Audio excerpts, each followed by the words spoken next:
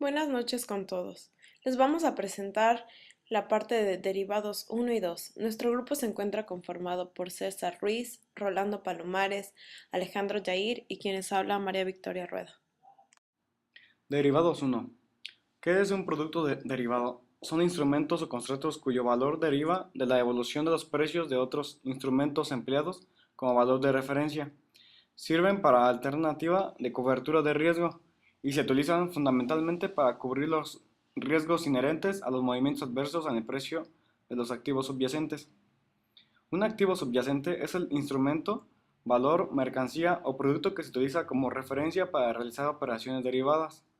Pueden ser acciones, canastas de acciones, valores de renta fija, divisas, tasas de interés, índices bursátiles, materia prima, productos más sofisticados.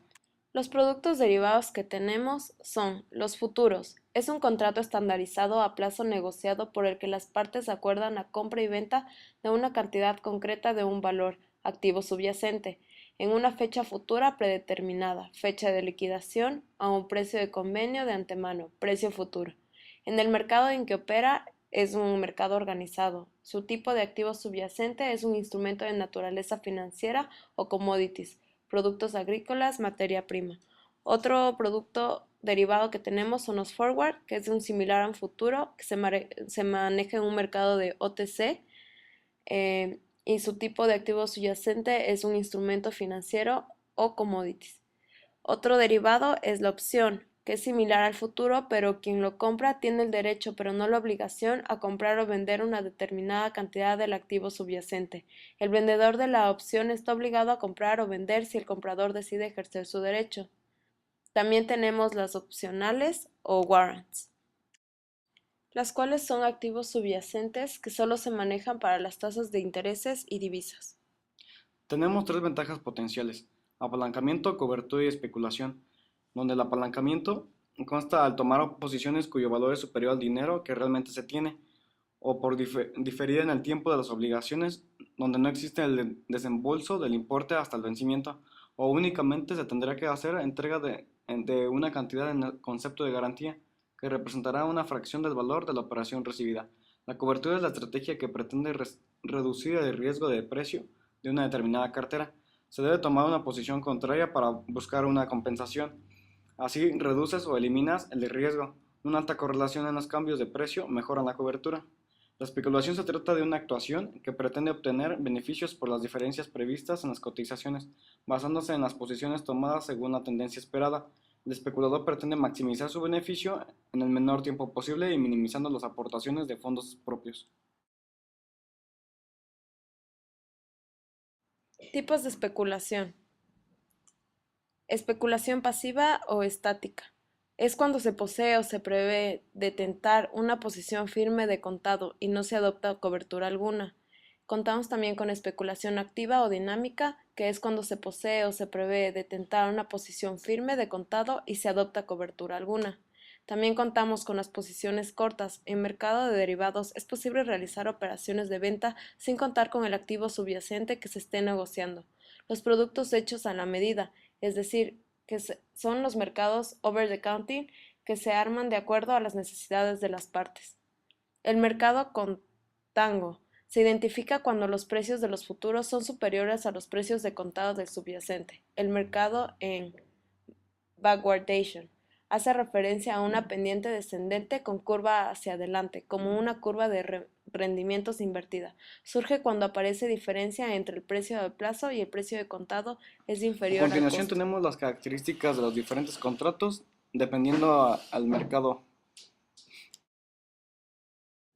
Las ventajas y desventajas del mercado organizado. Las ventajas son las siguientes. El apalancamiento, las garantías o margen o aportaciones ya se encuentran establecidas. La cobertura. Se pueden realizar coberturas de acuerdo a las necesidades que se tengan, ya que se operan diferentes subyacentes. La especulación. Es posible cerrar posiciones sin necesidades de esperar que se venza el contrato pactado. Las desventajas son que solo son sobre subyacentes listados, vencen y liquidan en fechas establecidas y no hay trajes a la medida, es decir, over the counting. La definición de costos de acarreo. Los costos de acarreo incluyen los costos en que se incurre para traer y mantener un subyacente durante determinado tiempo, para venderlo en una fecha futura. Son las diferencias entre el precio del futuro y el precio del spot del activo subyacente. La liquidación en especie y en efectivo. Para el caso de los contratos de futuros y contratos de opción liquidables en efectivo, la liquidación al vencimiento se realizará en los mismos términos de la liquidación diaria. Liquidación en especie. En un contrato de futuro liquidable en especie, los clientes con posición larga tendrán derecho de recibir de la Cámara de Compensación y Liquidación el número de unidades del activo subyacente que ampare dicho contrato, contra el pago de saldo de liquidación al vencimiento. Índice de concentración. El índice de concentración de un mercado muestra el número de participantes y su posición en el mismo. El índice será mayor cuando menor sea el número de participantes en dicho mercado y cuanto más desiguales sean sus participantes. Contamos con dos. Concentración máxima. Cuando uno de los participantes percibe el total del valor del mercado y los demás nada. En este caso, existe un reparto no equitativo o concentrado. De igual manera, contamos con la concentración mínima, la cual, cuando el valor del mercado está repartido equitativamente entre todos los participantes. Índice BIMEX. BIMEX es un nuevo indicador que mide la volatilidad esperada para el mercado accionario mexicano en el corto plazo.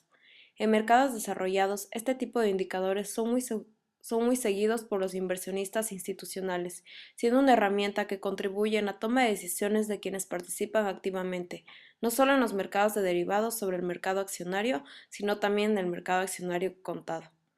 El BIMEX toma como insumo principal las volatilidades implícitas contenidas en el precio de las acciones del IPC de la Bolsa Mexicana, listadas en el MEXDER, razón por la cual esta bolsa de derivados es quien lo calcula y lo pone a disposición del público. Bolsa de derivados, MEXDER. MEXDER, Mercado Mexicano de Derivados, DSA-DCB, es la Bolsa de Derivados de México, la cual inició operaciones el 15 de diciembre de 1998. MEXDER es una entidad autorregulada autorizada por la Secretaría de Hacienda y Crédito Público. Funciona bajo la supervisión de autoridades financieras, Secretaría de Hacienda, Banco de México y la Comisión Nacional Bancaria y de Valores. Su objetivo es proporcionar la infraestructura necesaria para la negociación de los contratos de futuros y opciones. Sus funciones principales es proveer las instalaciones, mecanismos y procedimientos adecuados para celebrar contratos de derivados, crear los comités necesarios para atender al menos los asuntos relativos a la Cámara de Compensación, finanzas, admisión, contencioso y disciplina, ética, autorregulación y conciliación y arbitraje. Conciliar y dedicar a través de los comités que al efecto se establezcan o de penales de árbitro las diferencias que, en su caso, se presenten por las operaciones celebradas en la bolsa. Llevar programas permanentes de auditoría a socios liquidadores y operadores. Vigilar la transparencia, corrección e integridad de los procesos de formación de los precios y las operaciones en la bolsa y cámara de compensación. Entidades que participan en el MEXDER.